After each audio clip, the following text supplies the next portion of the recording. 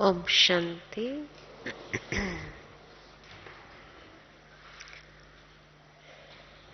बाप दादा ने पिछले सीजन एवं समय प्रति समय विभिन्न संदेशों के माध्यम से और साथ ही इस सीजन की मुरलियों में भी विशेष यही इशारा हम बच्चों को दिया है कि बच्चे समय की तीव्रता और उसके साथ स्वयं के परिवर्तन में कितनी तीव्रता है। हर ब्राह्मण बच्चा ये जरूर चाहता है कि जब अचानक का समय है तो एवर रेडी तो बनना ही है, लेकिन एवर रेडी बनने के लिए अपने अंदर विशेष परिवर्तन को ले आना जरूरी है। परिवर्तन कौन नहीं चाहता है, लेकिन उसके लिए बाबा ने जैसे कहा, बच्चे दृढ़ संकल्प करो, क्योंकि दृढ़ता में ही सफलता है। ये स्लोगन भी हम बच्चों को दे दिया।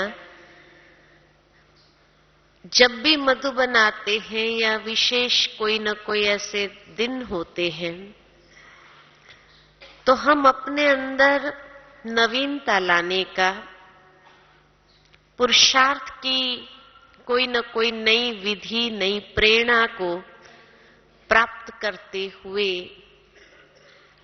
मन के अंदर एक दृढ़ संकल्प भी करते हैं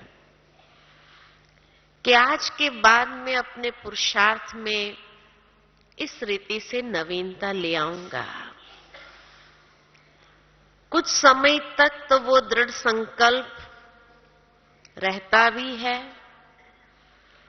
और जितना समय वो रहता है उतना समय तो एक नया जोश कहो, एक नई उमंग कहो, उसके साथ हम अपने आप में उड़ने का अनुभव भी करते हैं।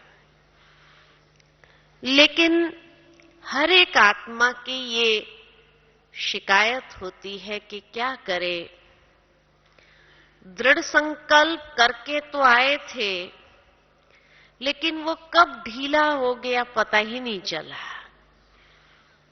और फिर से हम वही रूटीन में आ जाते हैं, वही कमजोरियों के वश हो जाते हैं। तो सोचते हैं कि पता नहीं मेरे अंदर दृढ़ संकल्प करने की शक्ति नहीं है, या मुझे बाबा की मदद नहीं मिल रही है, क्या है। क्योंकि बाबा तो कहते हैं कि बच्चे हिम्मत का एक कदम बढ़ाओ तो मैं 1000 गुना मददगार बन जाऊंगा।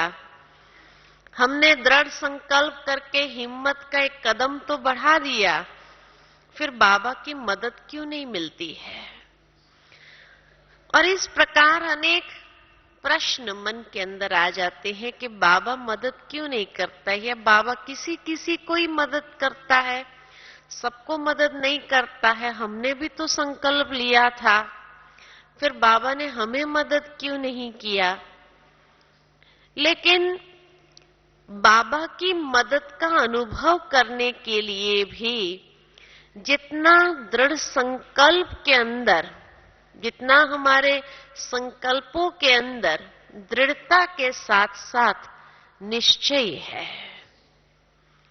तो दृढ़ता की शक्ति के लिए स्वयं में कभी भी ये संकल्प बीच में नहीं आना चाहिए, पता नहीं मैं कर पाऊंगा या नहीं।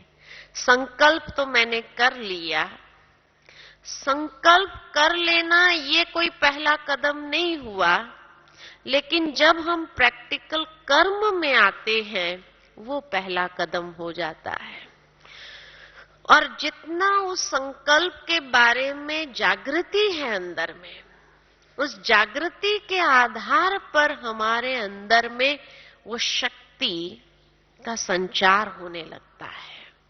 उसी के आधार पर जब हम कर्म आरंभ कर देते हैं तब बाबा की मदद का अनुभव होने लगता है। लेकिन जैसे ही हमने संकल्प किया, अब अवश्य ये है कि माया परीक्षा तो लेंगी कि कितना संकल्प में दृढ़ है। आखिर भी माया की कमजोरी के वश रहे इतने जन्मों, तो माया को इतनी सहज विदाई थोड़ी दे देंगी। तो परीक्षा तो लेंगी कि भाई ये बच्चा बाबा का कितना दृढ़ है अपने संकल्प में। तो जैसे ही माया परीक्षा लेना आरंभ करती है तो क्या होता है,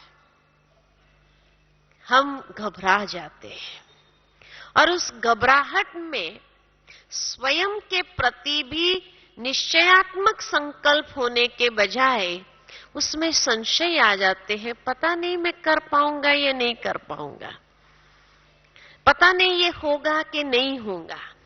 अब ये पता नहीं माना ही एक डाउट आया मन के अंदर, और ये डाउट ने ही हमारी शक्ति को ढीला कर दिया, वो दृढ़ता की शक्ति को ढीला कर दिया। इसीलिए बाबा जो कहते हैं सारा दिन भी उस संकल्प के विषय में अटेंशन बना रहे, हमारा वो जागृति निरंतर रहे। यहां बाबा के कमरे में आए, 18 जनवरी का दिन है या कोई ना कोई विशेष दिन है, बाबा के कमरे में गए, हमने अपनी कमजोरियों को रियलाइज किया। रियलाइज करते ही मन के अंदर परिवर्तन की एक प्रेरणा हमने प्राप्त कर ली, या बाबा की अव्यक्त मुरली सुनी और बाबा के कमरे में गए तो इतनी पावरफुल प्रेरणा आई कि मुझे आज के बाद ये परिवर्तन अपने अंदर अपनाना है। वो परिवर्तन का संकल्प हम ले लेते हैं, लेकिन संकल्प लेने के बाद फिर भूल जाते हैं, उसके स्मृति स्वरूप नहीं होते हैं। जब स्मृति स्वरूप ही नहीं होते हैं, वो संकल्प ही भूल गया तो क्या होता है, वो धीरे धीरे उसकी पावर कम होने लगती है, ढीला होने लगता है। इसलिए निरंतर उस बात की जागृति अंदर में होनी चाहिए। एक बहुत सुंदर उदाहरण मुझे याद आता है कि एक बार एक गुरु था और उसका एक शिष्य था। गुरु को हिमालय पर जाना था आगे और तपस्या करने के लिए, तो उसने अपने शिष्य को बुला करके कहा कि देखो, मैं हिमालय में जाना चाहता हूं कुछ समय के लिए, वहां तपस्या करना चाहता हूं, लेकिन पीछे से ये आश्रम की संभाल तुम करना जब तक मैं वापस आऊं। तो शिष्य ने कहा ठीक है। तो कहा कि सारे कारोबार तो तुम जानते ही हो, सारा दिनचर्या जो है वो भी तुम जानते हो, मैं परसों सुबह में निकल जाऊंगा, कल का सारा दिन मेरे पास में है, फिर भी अगर तुम कुछ पूछना चाहो मुझे तो कल का दिन है, पूछ लेना।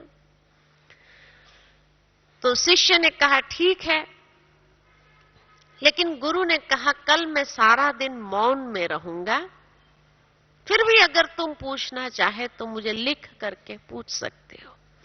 कहा ठीक है।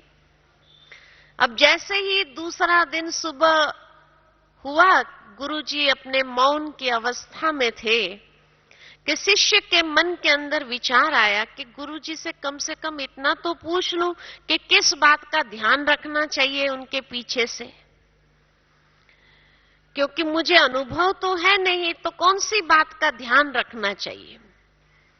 तो वो गुरुजी के पास गया और कहने लगा कि गुरुजी, आप मुझे इतना बता दो कि मुझे कौन सी ऐसी बात पर ध्यान रखना चाहिए आपके पीछे से जिससे कोई गड़बड़ न हो। तो गुरुजी ने कागज और कलम मंगाई उससे, और कागज पर एक शब्द लिख दिया, और शब्द था जागृति। निरंतर जागृति होनी चाहिए। अब ये शब्द तो पढ़ लिया शिष्य ने और सोचा बस इतनी सी बात है, ये तो मैं कर सकता हूं, कौन सी बात है, इसमें बड़ी बात तो कोई है नहीं, जागृत तो मैं रहूंगा ही। और वो कागज पर लिखा हुआ शब्द को कागज लेकर के चल दिया। बाहर जाने के बाद, उस कमरे से बाहर जाने के बाद फिर उसके मन में विचार आया, लेकिन थोड़ा उसका स्पष्टीकरण तो करते थे, कुछ आगे कुछ पीछे और शब्द लिखते थे गुरुजी, बस एक ही शब्द लिख दिया। वो फिर वही कागज लेकर के गया गुरु के पास में और कहा कि गुरुजी इसका कुछ स्पष्टीकरण तो लिखिए, कुछ आगे कुछ पीछे तो लिखिए। गुरुजी ने फिर वो कागज और कलम हाथ में ली और 2 शब्द और लिख दिए, एक शब्द आगे एक शब्द पीछे। और वो 2 शब्द थे जागृति जागृति जागृति, है ना। अब जागृति जागृति जागृति ये 3 बार ये शब्द लिखे तो शिष्य ने सोचा बस इतनी सी बात है कि मुझे हमेशा जागृति रखनी चाहिए, यही गुरुजी कहना चाह रहे हैं। तो खुश हो गया, बस ये कोई बड़ी बात नहीं है, ये तो मैं कर सकता हूं। बाहर आने के बाद फिर उनके विचार चलने लगे कि लेकिन जागृति का भावार्थ क्या है। तो फिर वो गुरुजी के पास गया कि ये जागृति जागृति जागृति मतलब क्या, उसको डिफाइन करिए आप। तो गुरुजी ने फिर वो कागज लिया, कलम लिया और फिर एक शब्द लास्ट में जोड़ दिया कि जागृति जागृति जागृति इज इक्वल टू जागृति। जागृति का एक्सप्लेनेशन है ही नहीं। जागृति हर वक्त हमारे विचारों पर जागृति चाहिए, हमारे एक एक बोल पर जागृति चाहिए कि जो हम वचन उच्चार रहे हैं वो वचन कैसे है उसके प्रति जागृति होनी चाहिए, हमारी भावनाओं के प्रति जागृति होनी चाहिए, हमारे कर्म के प्रति जागृति होनी चाहिए, हमारे व्यवहार के प्रति जागृति होनी चाहिए, हमारे संबंध में हम किस प्रकार संबंध में आते उसके प्रति जागृति होनी चाहिए। और बाबा भी हम बच्चों को यही बात कहते हैं कि बच्चे हर वक्त स्मृति स्वरूप होकर के रहो। स्मृति स्वरूप माना ही जागृति, कि ये नहीं कि बोल देने के बाद हमें महसूस हो कि अरे भाई सॉरी, आप मेरे शब्दों को नहीं देखना, मुझे माफ कर देना। अब ये जागृति हुई क्या? यानी हम जो बोल रहे हैं उसके प्रति मेरी जागृति नहीं कि मेरे मुख से कौन से शब्द निकल रहे हैं, मेरी विचारधारा कैसी चल रही है। परेशान होने के बाद हम सोचते हैं कि अरे इतना व्यर्थ संकल्प क्यों चला, इतना नेगेटिव विचार मेरे मन में क्यों आता है, तो माना मेरे विचारों के प्रति जागृति नहीं है, तभी तो ये व्यर्थ संकल्प या नेगेटिव विचारों ने अपना कब्जा कर लिया है। तो हर क्षण जो मैंने दृढ़ संकल्प लिया बाबा के घर में आकर के, उसके प्रति यहां से जब भी वो दृढ़ संकल्प लिया उसके बाद से कितनी बार हमारे अंदर वो दृढ़ संकल्प की जागृति रहती है, यानी अटेंशन रहता है। अगर अटेंशन ही खत्म हो गया तो वो संकल्प साधारणता को प्राप्त कर लेता है।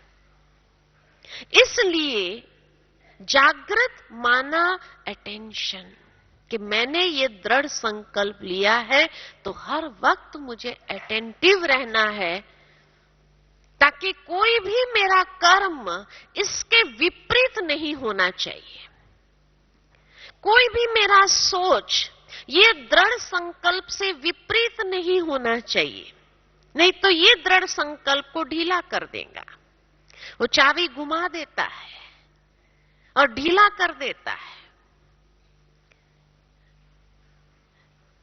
दूसरी बात कि दृढ़ संकल्प हमारा ढीला क्यों हो जाता है, तो उसका कारण ये है कि जब हम दूसरों को देखना प्रारंभ कर देते हैं, जैसे ही दूसरों को देखते हैं और उसके अंदर वही हमारी कमी का रिफ्लेक्शन देखने में आता है, और तब मन के अंदर ये विचार आता, अरे ये मेरे से इतना पुराना, मेरे से ज्यादा इसके अंदर कमजोरी है, मैं तो फिर भी ठीक हूं। अब ये विचार जैसे ही अंदर में आया कि मैं तो इससे ठीक हूं, मेरे से तो ये ज्यादा कमजोर है, ये तो मेरे से पुराना होते हुए भी, बस तब से लेकर के एक लापरवाही अंदर में आ जाती है कि माना मेरे से अगर एक बार गलती हुई तो कोई बड़ी बात नहीं है। इस तरह से हम स्वयं को आश्वासन देना प्रारंभ करते हैं कि नहीं, मैं तो फिर भी ठीक हूं, एक ही बार मेरे से तो गलती हुई है, एक ही बार वो दृढ़ संकल्प टूटा ना मेरा, तो ये मेरे से पुराना, ये तो अभी तक भी ऐसे ही चल रहा है वैसे। तो दूसरों को जैसे ही हमने देखा और उसके साथ अपनी कंपैरिजन करना शुरू कर दिया, अब कमजोर व्यक्ति के साथ अगर आप कंपैरिजन करेंगे तो संकल्पों में दृढ़ता बनी रहेगी? कभी नहीं रहेंगी। मुझे पुरुषार्थ करते हुए नंबर 1 में जाना है, तो मैं अपनी भेंट अपने से कमजोर वाले से करूं या अपने से आगे वाले से करूं? स्कूल में भी एक बच्चा पढ़ता है, स्कूल में 50 स्टूडेंट होते हैं, एक क्लास में 50 स्टूडेंट होते हैं, तो जो होशियार स्टूडेंट होता है वो अपनी भेंट कमजोर वालों से थोड़ी करता है या फेल होने वालों से थोड़ी करता है। वो हमेशा उसके कॉम्पिटिटर्स को देखता है कि भाई इसके अंदर इतनी योग्यता है, इसके अंदर इतनी क्षमता है, तो मैं अपने अंदर वो चीज नहीं आने दूं ताकि मैं उससे भी आगे जाऊं। कमजोर वालों से कोई भेंट करे तो वो विद्यार्थी कैसा होगा? वो कभी जिंदगी में पास नहीं हो सकता है या आगे नंबर में नहीं आ सकता है, क्योंकि वो अपनी कंपैरिजन अपने से कमजोर वालों से करके अपने आप को आश्वासन देता है। घर में भी आपके बच्चे होते हैं, अगर वो कोई सब्जेक्ट में कम मार्क्स लेकर के आए या फेल होकर के आए और आपने उसको पूछा भाई इसमें फेल कैसे हो गया, और वो आपको यही कारण बताए कि भाई फलाने का बच्चा वो तो मेरे से भी गया, तो आप उसको क्या कहेंगे? भाई तू अपना उसके साथ क्यों भेंट कर, वो तो है ही बुद्धूराम, वो बुद्धूराम के साथ तुम अपनी भेंट कर रहा है ना? तुम अगर आगे बढ़ना चाहता है जीवन के अंदर तो तुम अपनी भेंट होशियार वालों से करो। तो उसको जैसे लौकिक में हम अपने बच्चे को कहते हैं वो तो है ही बुद्धू, उसके साथ कभी भेंट की जाती है तेरी? ये समझ अगर हमें वहां है तो अपने पुरुषार्थ के प्रति हमें वो समझ क्यों नहीं है? इसलिए हमारे संकल्पों में दृढ़ता बनती नहीं है। तो एक तो जागृति की कमी है, दूसरा हमारे अंदर भेंट हम किससे कर रहे हैं, ये हमें अपने आप को देखना है कि हमें हमेशा होशियार वालों को आदर। इसलिए बाबा कहते हैं फिर भी कोई भी बहन या भाई को सामने नहीं रखो, follow father and mother. Follow करने की ही इच्छा हो आपकी तो बाप के कदम पर कदम रखते हुए चलो, तो हमारे संकल्पों में दृढ़ता बनी रहेगी। पिछली मुरली में भी बाबा ने बहुत अच्छी तरह हमें ये बताया कि बच्चे हर वक्त ये पूछो कि बाबा अगर साकार में होता था तो बाबा का ये संस्कार होता था, तो बाबा के साथ अपनी भेंट करो ना। बाबा अगर इस सिचुएशन में होता था तो बाबा क्या करता था, तो मुझे अपने आप वो जवाब अंदर से मिलेंगे कि मुझे किस तरह से चलना है। और ये नहीं कि हमारे अंदर दृढ़ता की शक्ति नहीं है, है हमारे अंदर, प्रैक्टिकल अगर आप देखो कि जब ज्ञान मार्ग में आपने कदम रखा और ये ज्ञान मार्ग में जैसे चलने लगे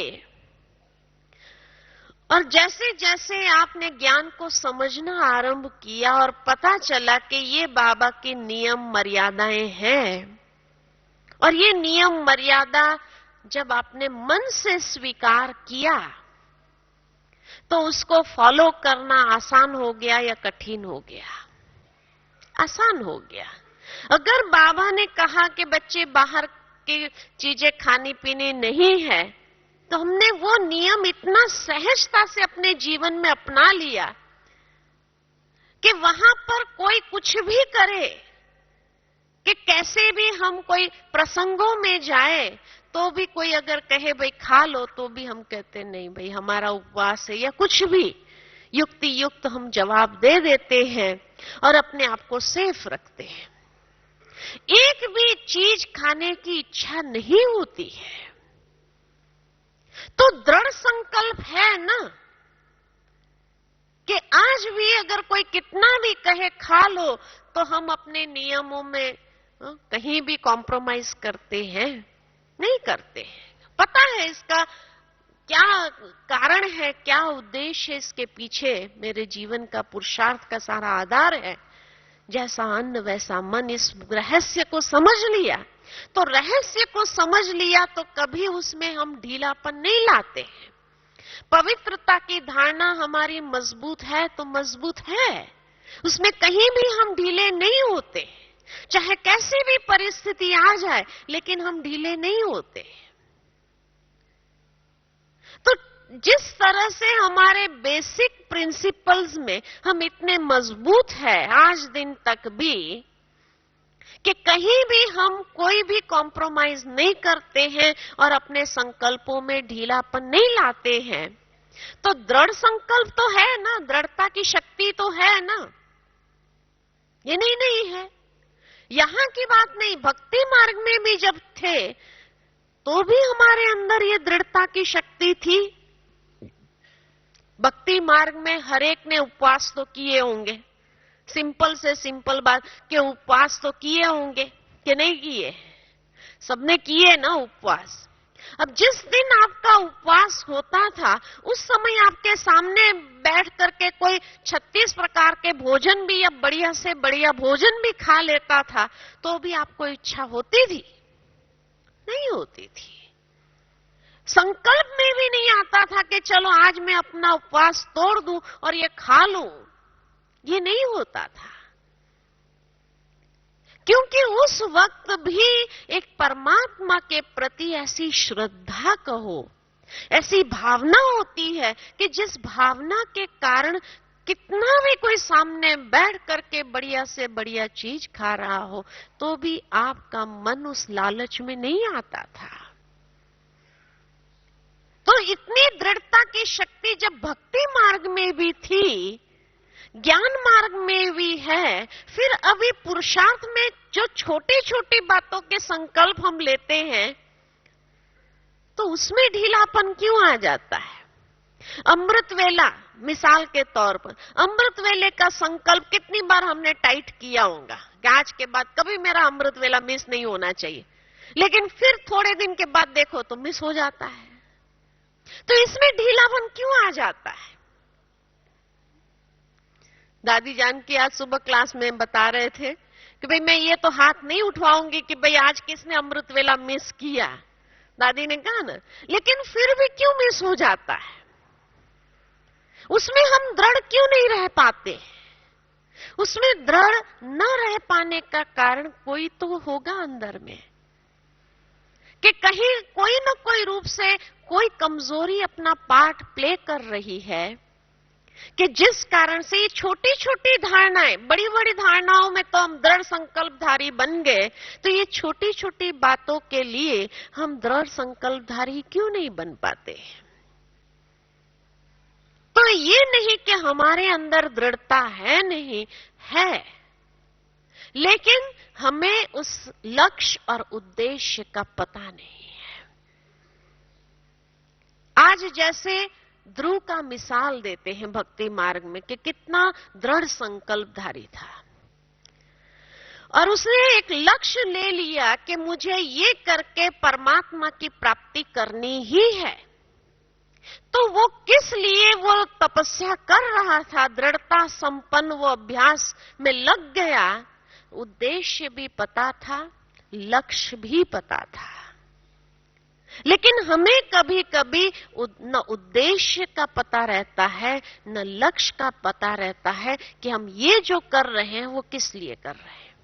मुझे याद आता है एक जगदीश भाई के क्लास का कि जगदीश भाई ने एक बार क्लास में कहा था कि आवारागर्द और मुसाफिर में क्या अंतर होता है।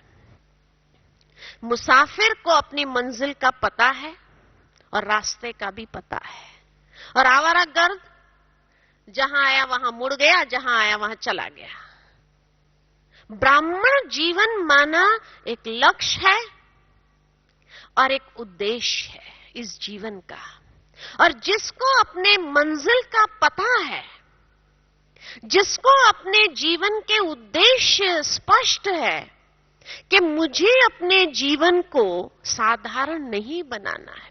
आज दादियों को हम देखते हैं इतने महान क्यों हो गए हैं, महान आत्मा बन गए हैं, तो इसी संसार की मिट्टी के बने हुए, लेकिन इतनी महानता क्यों? क्योंकि उन्हें अपने इस ब्राह्मण जीवन का उद्देश्य इतना स्पष्ट है। इतना ही नहीं, लेकिन अपनी मंजिल इतनी क्लियर है कि हमें क्या बनना है और कहां किस तरीके से जाना है। तो जहां लक्ष्य और मंजिल क्लियर हो, उद्देश्य जीवन का क्लियर हो, वहां कोई भी कार्य असंभव नहीं लगता है। कोई भी बात असंभव है ही नहीं। और आज इसीलिए 70 साल के बाद भी अगर वो कभी अमृत वेला मिस नहीं करते हैं तो उन्हें अपने इस जीवन का कितनी जागृति अंदर है, अपने हर संकल्प, अपने हर कर्म, अपने हर व्यवहार, अपने हर बोल, हर बात के ऊपर कितना अटेंशन है, कितनी जागृति है, और उनका हर कर्म भी उसी दिशा की ओर, उस मंजिल की ओर जाने वाला होता है। हमारा क्या होता है कि ना सुबह हमें वो जागृति अमृत वेले, बाबा ने विधि भी बताई थी पिछले साल, मुझे याद है एक मुरली में, कि बच्चे दृढ़ संकल्प हमारा कमजोर इसलिए होता है कि सुबह सुबह जब अमृत वेले बैठो तो अपने दृढ़ संकल्प को रिवाइज करो। क्यों रिवाइज करने लिए कहा बाबा ने, उसका भी कारण बताया कि जितना हर रोज उसको रिवाइज करेंगे, स्मृति में ले आएंगे, तो बार बार चीज कोई स्मृति में आती है तो वो चीज संस्कार का रूप लेने लगती है। संस्कार कैसे बनते हैं? संस्कार हमारे तभी बनते हैं जब वो संकल्प बार बार इमर्ज होता है। कोई भी, आज कोई व्यक्ति के अंदर झूठ बोलने के संस्कार कैसे आए? जब बार बार वो संकल्प, ठीक है यहां झूठ बोल दिया तो कोई हर्जा नहीं, इसको थोड़ी पता चलने वाला, तो वो बार बार वो संकल्प कर्म में आता है, संकल्प में आया और वो संकल्प कर्म में आता है, तो उसी संकल्प और कर्म मिल करके उसका संस्कार बनाता है।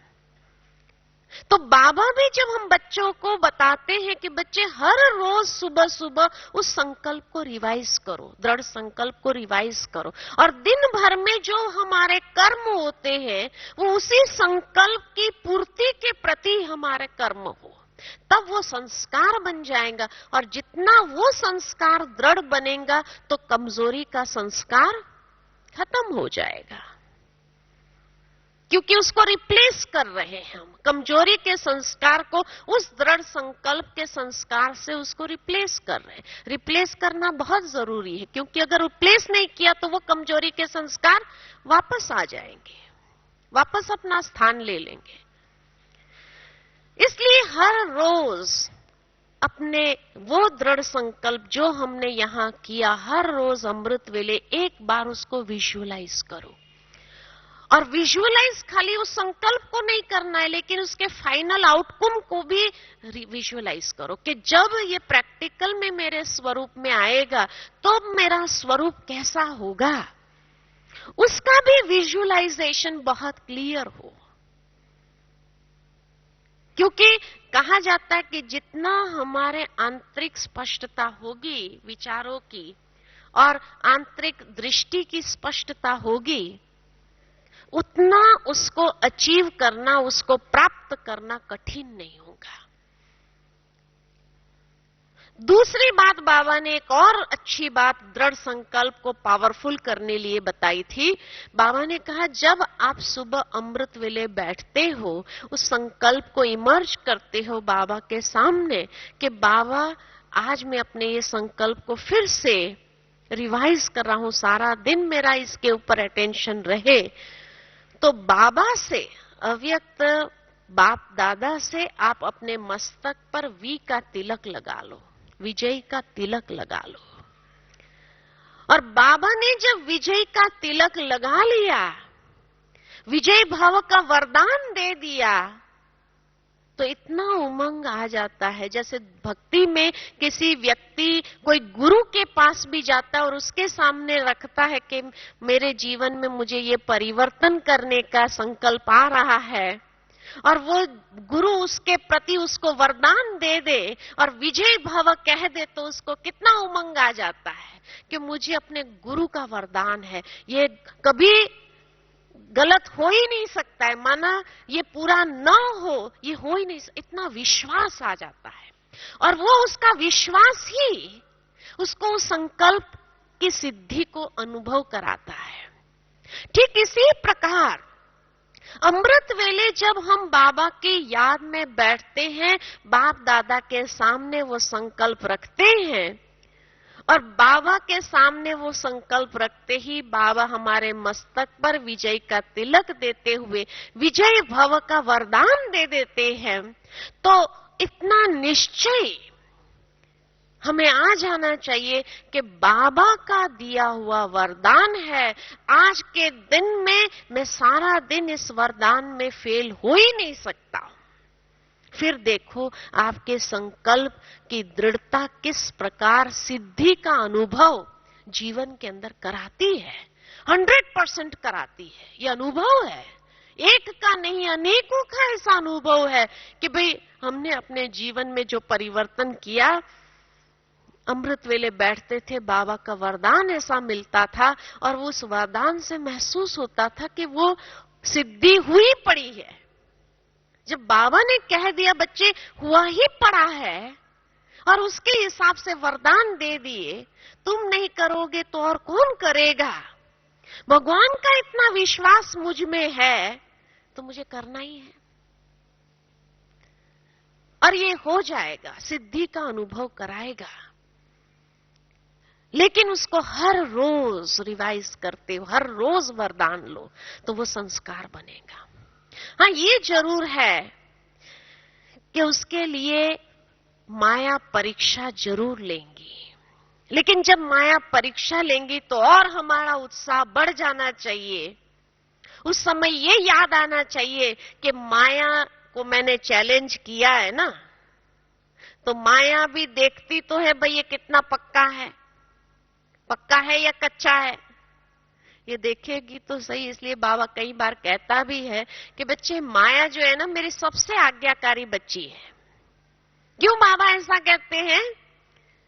क्योंकि जैसे आप बाजार में जाओ, एक मटका लेने जाओ तो भी कितनी बार ठोक ठोक ठोक करके देखते हैं मटका पक्का है कच्चा है, पक्का है कच्चा है, देखते हैं कि नहीं देखते हैं? कैसे ही लेके आ जाते हैं।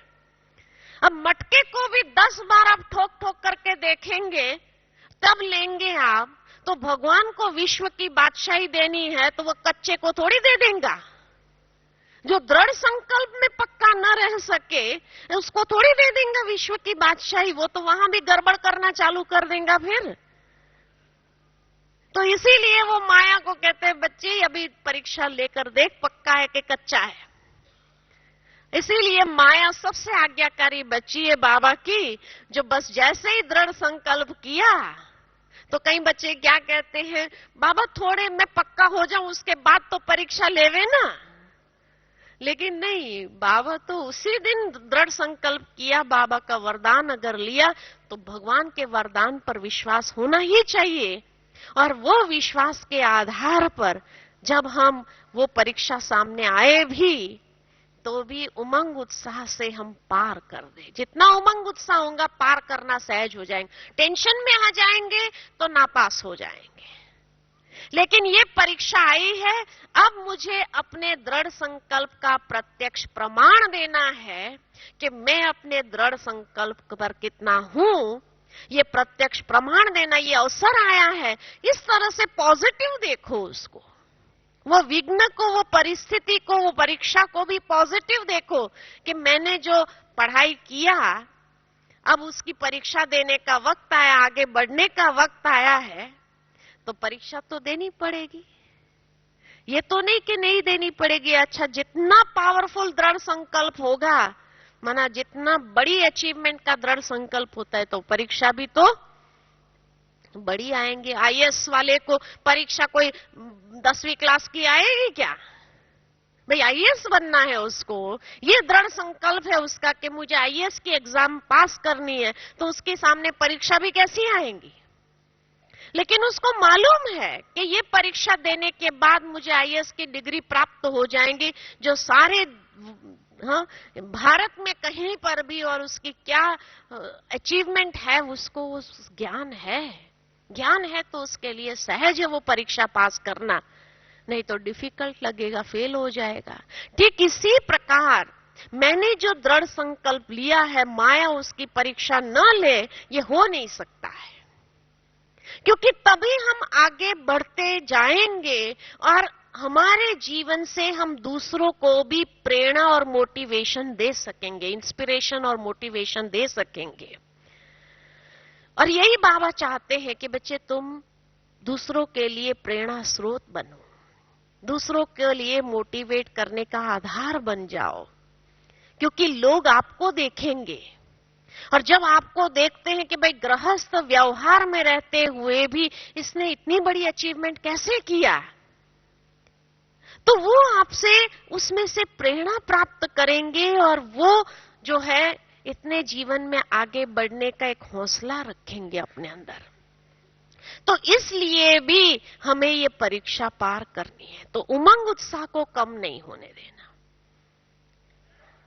लेकिन देखा जाता कि कई बार कई लोगों के लिए ये विघ्न जो है वो अवसर बन जाते हैं आगे बढ़ने के, और कई लोगों के लिए वो विघ्न जो है इतनी मना दर्दनाक स्थिति उसकी बना देता। अब किसके लिए वो अवसर बन जाता है, किसके लिए वो दर्दनाक स्थिति का एक चुनौती का अनुभव कराता है।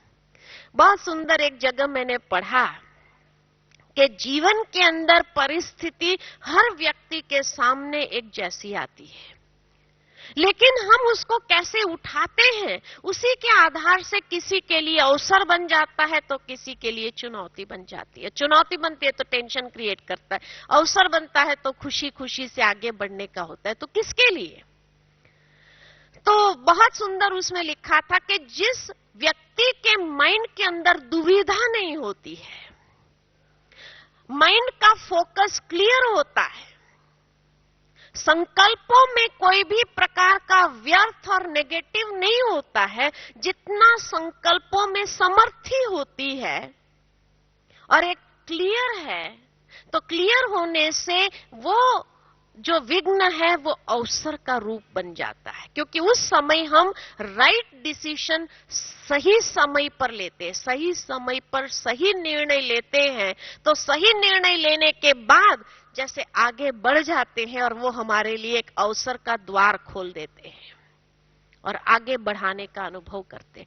लेकिन जब अगर मन के अंदर व्यर्थ संकल्प बहुत चल रहा है, नेगेटिव संकल्प चलने लगता है, जैसे ही वो विघ्न को देखा और मन हमारा कंफ्यूजन में आ जाता है, दुविधा की स्थिति में आ जाता है, ऐसे करूं ऐसे करूं ऐसे करूं, और उसी में समय निकल जाता है और सही वक्त पर सही निर्णय नहीं लिया।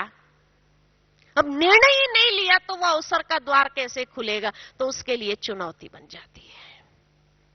तो व्यक्ति एक ही है, विघ्न भी हर एक के सामने एक जैसे ही उसकी क्षमता के अनुसार ही आते हैं, लेकिन सही वक्त पर सही निर्णय ले लिया तो उसके लिए अवसर बन गया। सही वक्त बीत जाने के बाद भी सही निर्णय नहीं ले पाए तो उसके लिए बहुत बड़ी चुनौती बन जाती है, ऐसे दर्दनाक अनुभव कराने वाली स्थिति बन जाती है।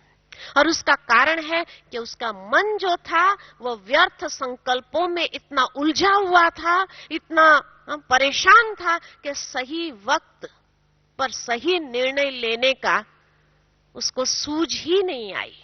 और जब वो सूझ ही नहीं आई तो समय बीतने के बाद पश्चाताप भी करता है कि अगर उस वक्त मैंने ऐसा निर्णय लिया होता था तो आज इतनी परेशानी का अनुभव नहीं होता था।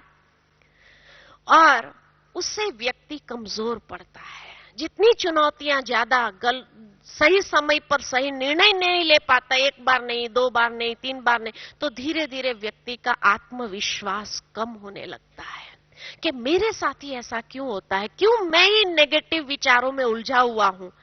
लेकिन वो उस नेगेटिव विचारों की उलझन को समाप्त नहीं करता है, उसके लिए उसका कोई पुरुषार्थ नहीं। बाबा कितनी बार मुरलियों में हमें बच्चों को कहते हैं, बच्चे नेगेटिव विचारों से स्वयं को मुक्त करो, व्यर्थ विचारों से स्वयं को मुक्त करो। और उसके लिए भी बाबा हम बच्चों को कितनी बार ड्रिल करने लिए कहता है कि बच्चे ड्रिल करो कि 1 सेकंड में, 1 मिनट में आप अपने अंदर का कंफ्यूजन दूर कर सको। लेकिन जब हम वो कर नहीं पाते हैं, 1 सेकंड में अपनी मन की स्थिति को अशरीरी बनाने का अभ्यास ही नहीं है, तो कंफ्यूजन में तो रहेंगे। इसलिए सही वक्त पर सही निर्णय नहीं ले पाते हैं। और जिसने जिसने सही वक्त पर सही निर्णय ले लिए वो जीवन में आगे, वही विघ्न अवसर बन करके उसको जीवन में आगे बढ़ाने वाला हो जाता है। ये अनुभव है कि विघ्न हर एक के सामने आता है, किसी को आगे बढ़ाने का अनुभव करता है और किसी के लिए परेशानी का अनुभव। वो उसका कारण यही है कि मानसिक स्थिति, फोकस हमारा क्लियर नहीं है। इसलिए सही वक्त पर सही निर्णय नहीं ले पाते। और उसके बाद क्या होता है, फिर व्यक्ति दृढ़ संकल्प के बजाय जिद में आ जाता है। अब दृढ़ संकल्प और जिद में भी अंतर है। जिद्दी नहीं बनना है हमें, दृढ़ संकल्पधारी अवश्य बनना, लेकिन उसकी पहचान क्या कि हम जिद्दी नहीं हैं और दृढ़ संकल्पधारी है। तो जो जिद्दी होता है उसके दिमाग का व्यर्थ संकल्पों की उलझन से भरा हुआ, इसलिए कोई प्लानिंग नहीं होता है। जब कोई प्लानिंग ही नहीं तो बस एक जिद में आकर के वो संकल्प को ले दे, मुझे ये करना ही है, लेकिन उसका कोई प्लानिंग नहीं और कोई क्लैरिटी नहीं कि ये मुझे क्यों करना है, कोई समझदारी नहीं है उसके अंदर। लेकिन जो दृढ़ संकल्पधारी है उसके मन की उलझन सारी समाप्त होने के कारण उसके मन के अंदर एक प्लानिंग है कि ये जो मैं कर रहा हूं उसके पीछे लक्ष्य उद्देश्य क्या है। उसके रहस्य को समझते हुए समझदार बन करके वो उस संकल्प को धारण करता है। और इसीलिए परिस्थिति आने पर उसको युक्ति युक्त होकर के चलना आता है। लेकिन जो जिद्दी होता है ना, उसको युक्ति युक्त चलना नहीं आता, वो डायरेक्ट बोलता है। उसके कारण दूसरों की भावनाओं को भी ठोकर मारता है, उसको भी दुख देता है और अपने को भी दुखी करता है। लेकिन जो युक्ति युक्त होकर के चलता है, प्लानिंग के साथ चलता है, मन के फोकस क्लियर है और उसके लक्ष्य उद्देश्य क्लियर होने कारण जब युक्ति युक्त चलता है तो किसी की भावना को ठोकर नहीं मारता है, अपना संकल्प भी पूरा करता है और उसको भी संभाल सकता है। उसको दुख नहीं देगा लेकिन उसको भी सुख की अनुभूति होगी कि नहीं, ये व्यक्ति जो हमारे घर में ये कर रहा है ना बहुत अच्छा है, और खुद भी सुख का अनुभव करता है। डायरेक्ट होने की उसको आवश्यकता नहीं है। अच्छा, जो जिद में आकर के करता है वो अपनी बात को फिर सिद्ध करने के लिए गुस्सा करता है, ये जिद्दी है। अपनी बात को सिद्ध करने के लिए वो गुस्से में आ जाता है। लेकिन जो दृढ़ संकल्पधारी है वो हर बात को शांति से एक्सप्लेन कर सकता है, उसको सिद्ध करने की जरूरत नहीं, गुस्से में आने की जरूरत नहीं, लेकिन वो शांति से उस भाव को समझाते हुए सामने वाले को भी क्लियर करता है कि ये जो चीज मैं कर रहा हूं उसके पीछे क्या फायदा है और क्या प्राप्ति है, क्योंकि वो खुद अपने मन में क्लियर है। इसलिए तो जो देखा गया है कि जो ब्राह्मण जीवन के नियम मर्यादा सिद्धांत को भी जिद से अपनाता है उसके लिए बंधन बनते हैं, वो बंधन का अनुभव होता है और वो बंधन दिन प्रतिदिन कड़े होते जाते। लेकिन जो व्यक्ति नियम मर्यादा सिद्धांत को भी दृढ़ संकल्प से युक्त अपने जीवन में अपनाते हुए चलता है वो बंधन मुक्त होता जाता है। तो इसीलिए हमें बंधन मुक्त बनना है। बंधनों को और क्रिएट करना ये समझदारी नहीं है। इसका मतलब कहीं न कहीं मेरी समझदारी में कमी है, इसलिए मैंने जिद से ये संकल्प को ले लिया, दृढ़ संकल्प नहीं है। तो ये डिफरेंस को समझना बहुत जरूरी है, क्योंकि जिद्दी जो होता है वो नेगेटिव यानी रिएक्शन में बहुत जल्दी आता है, ये प्रमाण है उसका। लेकिन जो दृढ़ संकल्पधारी है वो रिएक्शन में नहीं आता है, लेकिन पॉजिटिवली हर बात को हैंडल कर सकता है, टैकल कर सकता है। ये है दृढ़ संकल्पधारी की निशानी। और इसके लिए जैसे बाबा ने हम बच्चों को 3 स्लोगन दिए हैं, वैसे तो चारों स्लोगन जो है 4 स्लोगन बाबा के हैं जो हमारे इस फाउंडेशन को पक्का करता है दृढ़ संकल्प के। पहला जैसे बाबा कहते हैं दृढ़ता में सफलता, दृढ़ संकल्पधारी बनो, उसी से सफलता मिलेगी 100%। दूसरा बाबा जैसे कहते हैं निश्चय में विजय, के वो दृढ़ संकल्प में भी एक आत्मविश्वास, निश्चय हो स्वयं के प्रति मैं कर सकूंगा, क्लैरिटी हो, और उस परिणाम में भी विश्वास हो, और ड्रामा की हर सीन में भी विश्वास है, बाबा में भी विश्वास, तो निश्चयात्मक बुद्धि होता है। तीसरी बात जो बाबा हमेशा हम बच्चों को कहते हैं, नियत साफ तो मुराद हासिल, कि जब वो संकल्प को पूरा करना है तो उसमें नियत, हमारा एटीट्यूड, हमारी भावनाएं साफ होनी चाहिए। जितनी नियत साफ, इंटेंशंस हमारे साफ है, क्लियर है, उतनी मुराद हासिल यानी सफलता जन्म सिद्ध अधिकार बन जाता। अगर उसमें कहीं स्वार्थ आ गया, कहीं क्रिटिसाइज करने का भाव आ गया, जेलसी का भाव आ गया, तो ये जिद बन जाता है। वो नियत साफ नहीं है तो वो संकल्प कभी पूरा नहीं होता है, और ना लोग भी पूरा करने में सहयोगी बनते हैं। जहां नियत साफ है हमारे वाइब्रेशंस दूसरों को भी स्पर्श होते हैं कि नहीं, इसके मन के वाइब्रेशंस, इंटेंशंस बहुत साफ है, तो वो हमें सहयोगी बन जाएंगे उसको पूरा करने के लिए। और चौथी बात जो बाबा कहते हैं, उसके बाद हिम्मत का कदम बढ़ाओ, तो बाबा 1000 गुना मददगार है ही है। हमारे इंटेंशंस क्लियर नहीं है, आत्मविश्वास नहीं है, दृढ़ संकल्प में दुविधा है, और फिर हम कहें हम हिम्मत का संकल्प लेते हैं, बाबा मदद क्यों नहीं करता? कैसे मदद करेगा? ये 3 पहिए कमजोर है। अब 3 पहिए ही कमजोर है तो चौथा पहिए का अनुभव कैसे कर पाएंगा? बाबा मददगार कैसे बनेगा? इसलिए जितना संकल्पों में दृढ़ता हम ले आते हैं, उसके लिए जितने आंतरिक मनोवृत्ति हमारी साफ, स्वच्छ, सच्ची है, उतना उसको पूरा करने के लिए बाबा भी 1000 गुना मददगार है ही है। हाँ, स्वार्थ युक्त होगा, ईर्ष्यावश अगर कोई संकल्प होगा तो बाबा पूरा नहीं करेगा वो तो कभी भी। इसको दिखा देंगे, उसको सिखा देंगे, ये भाव होगा तो बाबा कभी उसको पूरा नहीं करेगा। तो इंटेंशंस हमारे क्लियर होने चाहिए, तो बाबा उस संकल्प को पूरा करने में हमारा मददगार बनता ही है, 100% गारंटी है। तो ये 4 स्लोगन भी अगर हमें याद रहे तो दृढ़ संकल्पधारी बनने के लिए हमें बहुत उपयोगी होंगे।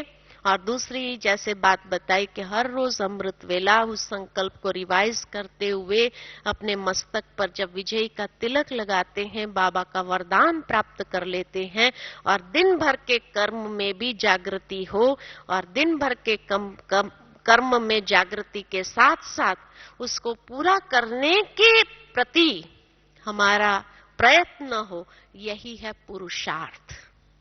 इसका नाम है पुरुषार्थ। कि दृढ़ संकल्प को पूरा करने में, वो जो संकल्प है उसको पूरा करने में सही विधि को अपनाते हुए उत्साह के साथ, उमंग उत्साह के साथ हम बढ़ते हैं, तो इसका नाम है कि दृढ़ संकल्प के लिए पुरुषार्थी है। ठीक है? अच्छा, ओम शांति।